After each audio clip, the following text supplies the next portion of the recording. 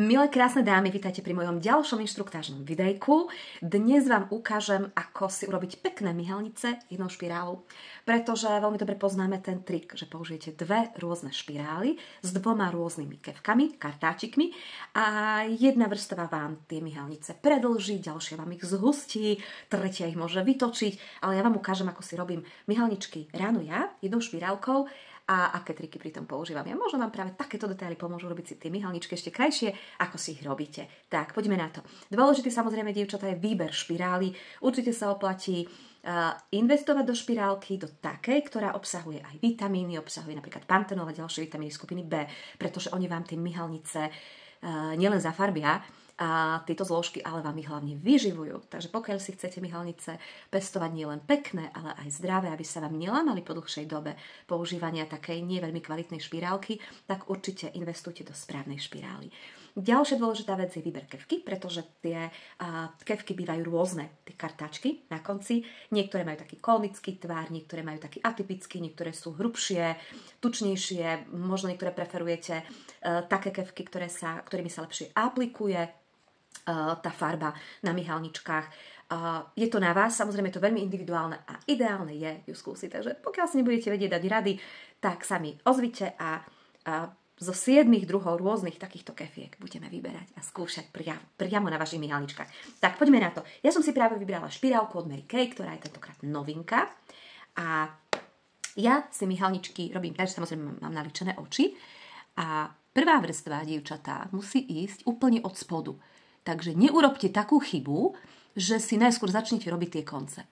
A ja to robím tak, ja si tie myhalnice najskôr takto od spodu, úplne od spodu si vezmem tú špirálku, neviem, či to vidíte, ako keby som si chcela vyvrátiť oko, a takto si ich pekne prečešem. Už teraz sa mi tam tá vrstva urobila. Ale taký zaujímavý trik, dievčatá, pozrite sa.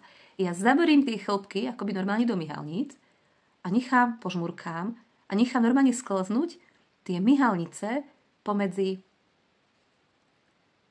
tie chlopky na kefke. Pozrite. Ja len žmurknem a ono mi to tam samé tak ako pomedzi tie myhalničky sklzne. Ak máte pocit, že to nejde, tak môžete urobiť také akoby zetko a trošku pomôcť vždycky v smere rastu myhalníc. Pozrite.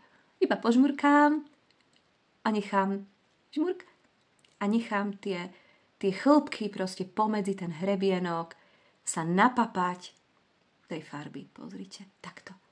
Treba tvarovať myhalnice vtedy, ešte ich takto si doťuknem, keď sú vlhké, pretože keď vám tá prvá vrstva zaschne, dievčatá, tak potom už s tým nespravíte nič. Tam už len potom nabalujete objem, ale už ich nevytvarujete do toho smeru, do akého chcete. Pozrite sa, ten pohľad tohto oka, tohto je úplne iný. Ja skúsim pozrieť takto hore, aby ste videli, verím, že vidíte. Tak. A nechám si ho zaschnúť. Takže toto je prvá vrstva. Takto to robím ja. Len to proste necháte sklznúť. Tak. Idem na druhú stranu. Tak. Vždycky od spodu. Hej, vždycky od spodu, ako keby ste si chceli priamo ako vyvrátiť to oko. A ja urobím toto. Pozrite, držím a pustím. Požmurkám si. To už mám otvorené to oko. Požmurkám si. A nechám si voľne tie myhalnice proste klzať pomedzi štetiny tej kefky. Tak. Výborne sa aplikuje v vnútornom kútiku, pretože tá kefka na konci je tenučká. A ak máte problém s tým, že sa vám to otláča vždycky, keď idete do vnútorného kútika, tak je dobrá voľba mať nie hrubú kefku, ale vybrať si špirálu, ktorá má práve takýto tenký hrot, alebo ešte máme v ponuke Mary Kay jednu, ktorá má na konci hrotu také štetinky, takže vy si to viete krásne vytvárovať. Treba to vždy skúsiť.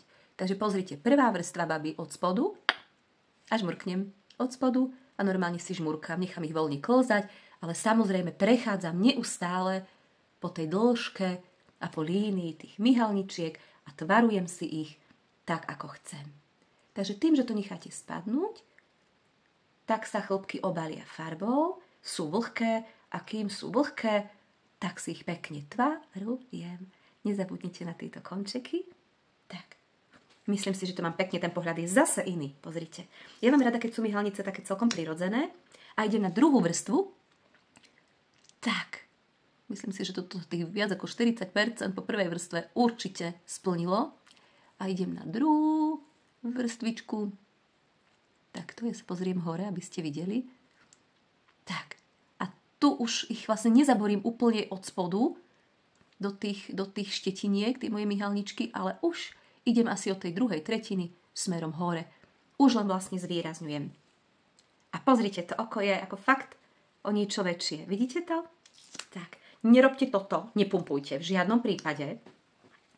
A ideme na druhú časť, teda druhú vrstvičku a už si to len takto od stredu doťuknem a tiež nechám ešte trošku sklznúť, ale už len tak od tej polovice smerom nahor, pekne, aby sa mi to nezlepilo. Pozriem takto hore, aby ste videli. Myslím, že to vyzerá fajn. Tak. Niekedy, dievčatá, menej je viac. Tak, a ideme na tretiu vrstvičku. A tu už len končeky v podstate doťukávam. Už len končeky doťukávam takto.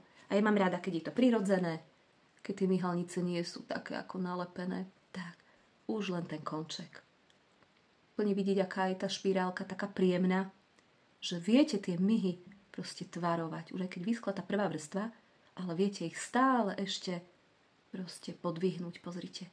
Dôležité je vždy v smere rastu tých myhalníc. Končeky mám. No, oči mám väčšie a idem na spodnú časť. Tu robím také zetko. Mnohokrát sa ma dievčatá pýtajú, že či robiť spodné myhy, nerobiť spodné myhy. Nevidím dôvod, prečo by sa nemohli robiť. Jedine vtedy, keby ste ich mali výraznejšie ako tie vrchné. Na to si dajte pozor, aby tie spodné myhalnice neboli výraznejšie ako tie vrchné. Tak. Pozriem sa takto hore. To letí lietadlo. Hore. Takto tie myhalničky mám. Verím, že ste to videli. Dievčence, takto si je aplikujem a pritom počúvam hudbičku vždy ráno, takto si dávam špirálku. A takto to proste mám rada. Takže keď budete chcieť poradiť a vybrať špirálku, tak som tu pre vás.